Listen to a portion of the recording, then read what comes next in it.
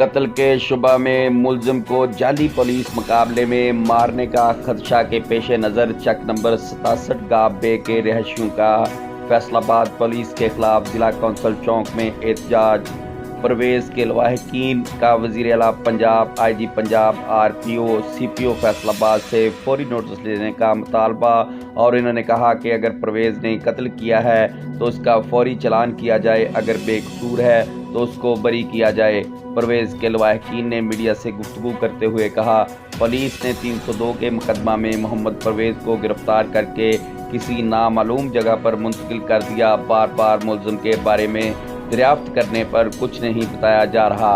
मुलजिम कहाँ है? इन्होंने कहा कि मालूम हुआ है कि जाली पुलिस मुकाबला में कत्ल करने का मंसूबा बनाया गया। परवेज़ के लवाहिकीन ने कहा, अगर ऐसा हुआ तो इसके जिम्मेदार फैसलाबाद पुलिस होगी।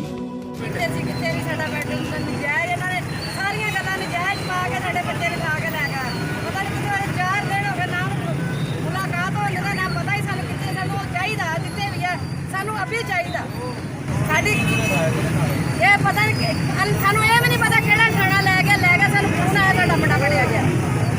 सानू कोई पता नहीं, साडे 5 बंदे बेगना अंदर भाए होए ने जाल मारन वाले इन्हां दे कोई करन वाले कोई असि इंसाफ लेना। सानू साडा बच्चा चाहिए, जिथे भी है सानू आपदा बच्चा चाहिए। जिथे भी लग गया कीता गया इन्हां ने पता नहीं किथे गायब कीता किथे नहीं गया।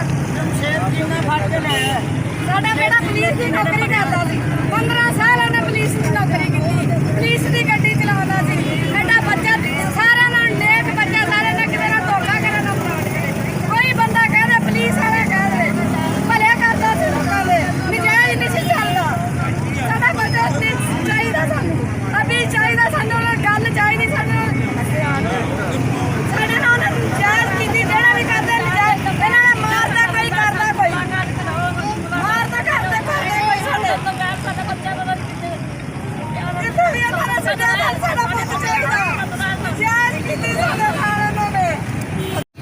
कोशिश की है लेकिन उन्होंने मतलब कहा कि ऐसे मेरे कोर्टों को बात नहीं कर यहाँ पे इन्होंने इंसाफ की बढ़ती है तो पहले, लेकिन इंसाफ है कहाँ? 2 माह हो चुके हमारे मुजाहिदीन के हाथ में उठाए हुए हैं, फिर ऊपर से ये 4 दिन हो गए हमारे जो मतलब भाई है जो पुलिस में और दूसरा बनाए ये भी आगे लेके जब मुलाकात करने दे रहे ना, उनका कुछ मालूम है कि कौन सी पुलिस में आगे लेके गई कुछ खबर नहीं है।